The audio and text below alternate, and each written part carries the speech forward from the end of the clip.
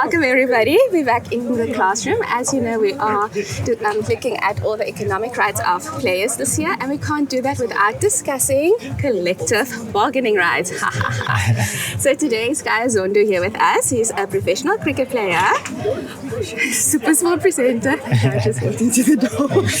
And he is the president of the Players Executive Committee. You were re-elected again, so congratulations with that. So if you don't know what the committee does, they ensure the protection and the promotion of the interests of South Africa's professional cricketers. So as you said, we're going to look at collective commercial rights. We must get the slogan right. So for those who don't know what that is, it is usually the collective rights of players referred to the group of intellectual property. Of course, we will be discussing image rights of multiple players, which is exploited for the commercial gain of all of them. What a mouthful. So welcome and thank you for making time. No problem. Thanks for having me. Always. So before we jump into the serious chat of commercial collective rights, do you mind just giving us a brief overview of what SACA does for the players during their careers? Well, I mean, to keep it quite simple, SACA basically assists players throughout their career with everything and anything you need, really. They're there for the players all the time. So if, it goes from really personal to it can go into your career as well, outside of your actual playing career. So, we help players with their education. We help them with medical aids.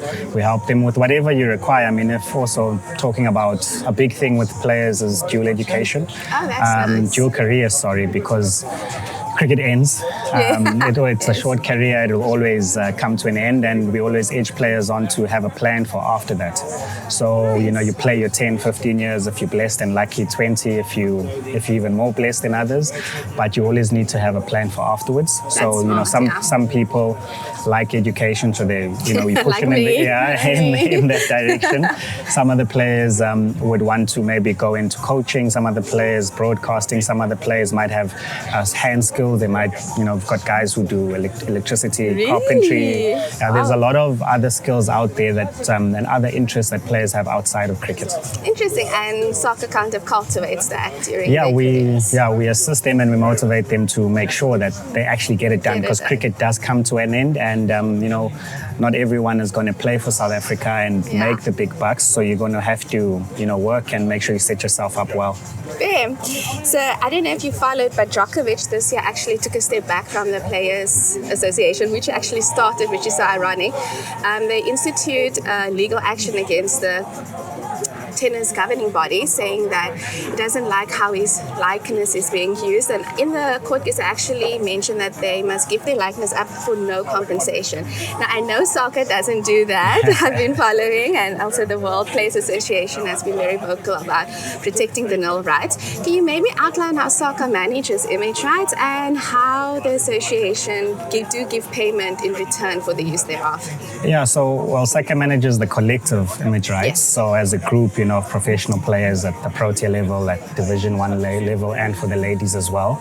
And so obviously they go out and they have a deal with Cricket South Africa, so that when you see adverts and you see all of those, the superstars out the there, KGs. all of them, then what you're gonna get is obviously we'll be paid for that, and we'll manage that money and distribute it to the players, because it's a collective image. I mean, one is you have the individual image, but then you also have the collective image. So those are two separate things. So the player still keeps their individual right. So if, for example, they have a sponsorship with Adidas, then that's probably between them and their agent and how they manage that and whether they get compensated or not. But as a collective unit, all the professional players will get compensated through SACA.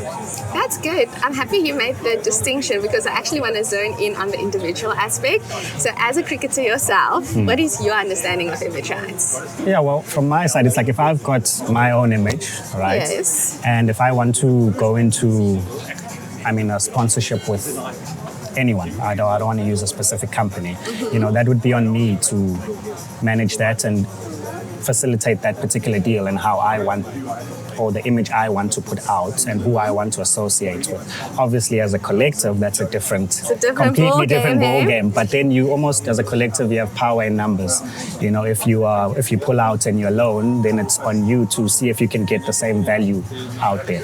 Are they allowed to do that? Well, I'm asking because the World Players head, Walter Palmer, said, let me read it because it's quite a nice quote. He said, "The question of who controls the commercial rights, their name and likeness, strikes at the heart of power relations in the professional sport. So as cricket and governing bodies increasingly push back against players' efforts to collectively manage their own image rights, the sport itself finds itself in a position where it's not going forward." So that being said, do you think the governing bodies are pushing back with this collective bargaining?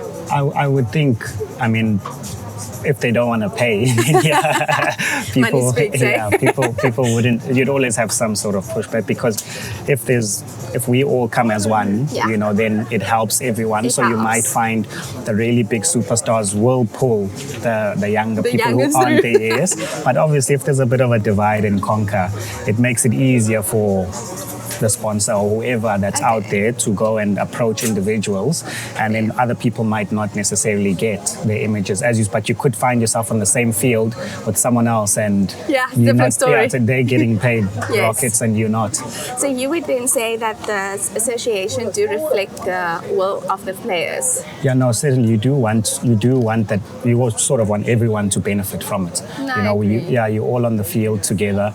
You travel on tour together. You're wearing the same brands. You're representing that particular team or the country or your professional cricketer. And the nice thing is, if you go out alone by yourself, look, you might be a superstar and really be able to do that yourself. But you always want to, or my belief is, pay it forward because you'll stop and you want other cricketers and other players to benefit from it. So that's the nice part about it, because there were people before us who started SACA, and you know, we're benefiting from that right now. So you want to continue that moving I must say, Brietska is doing a great job. Shout out to Mr. Brietska.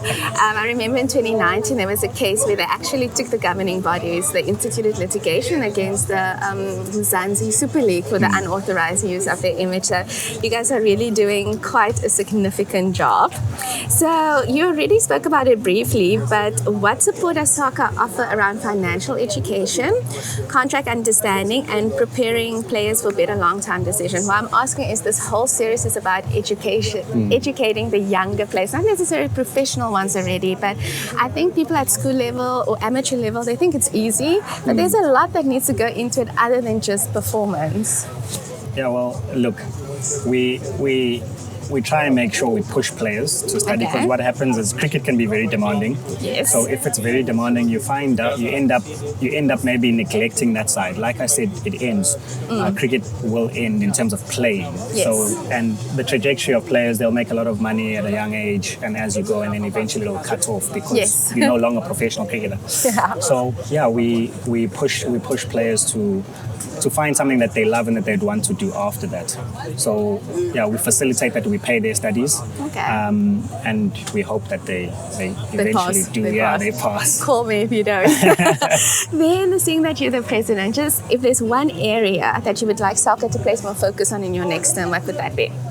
No, the financial side. Is it? Yeah, I've always felt that in sports, or actually in sports probably in South Africa, you hear a lot of sad stories or bad stories where people, where you hear sportsman was really famous and he made a lot of money and then he ended up with nothing, you know, and in different sporting codes.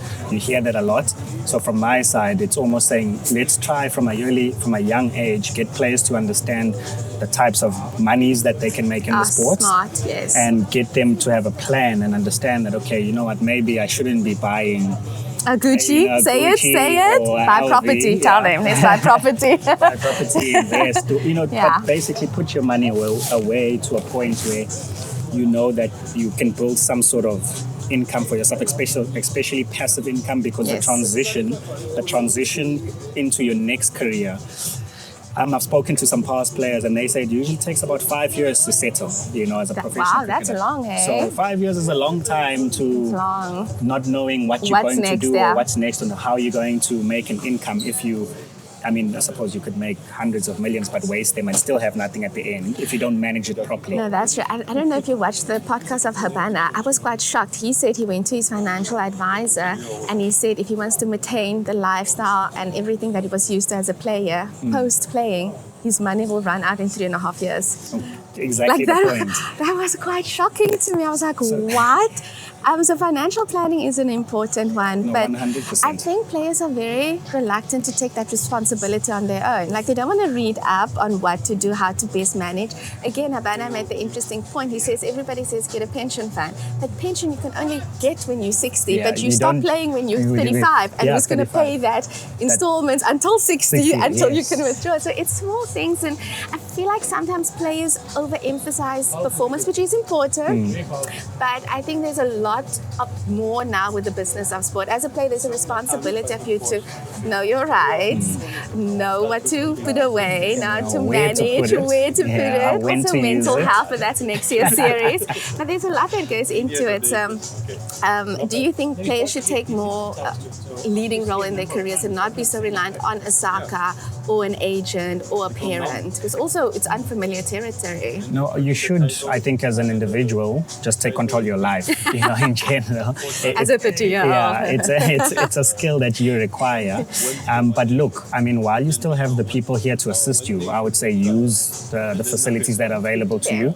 We try and motivate players. So, for example, we've instituted something where when players do get paid their image rights and stuff, we ask them to say, look, go open up an account that is interest-bearing, for example, and that has a notice on it, so that when we do pay your bonuses in, which can be large, for some players, especially when they come from World Cups and other players, Nice. that money goes straight into, or we're happy to pay that a little bit earlier for you, and we give you that money, but it goes into an interest-bearing account. Okay. Then at least before those millions and go into your account, you've got Temptation. some time to think about actually where I want to move it, because if you haven't managed it well or thought about it, when the money comes in, it comes in and you can go buy a car, you can go do whatever, and it doesn't help you in a year or two's time. So at least if we have it, and then we know that you're actually taking steps and you have an actual savings account. I mean, it's probably the most basic thing. Yes. Or one where money keeps evolving or And accumulating, You also don't want your money just sitting. No. But obviously that's if you don't have a financial advisor already or someone to make you understand it, then at the very least we know that your money is being saved somewhere. You can then go and ask. We can put you in the right direction with people that if you want to move it into different spaces. So yeah, we do have those sort of mechanisms to say, look, if you do open these sort of accounts with financial institutions, we will pay it directly into there. That's nice. So that you can save and invest your money instead of it coming into your check account. And you just go wild. You feel like spending. Where we shopping today? Yeah. And then we're now coming to the closing. We always ask our guests this. What is your favorite quote? Do you mind sharing? Sure. My favorite quote. Yeah.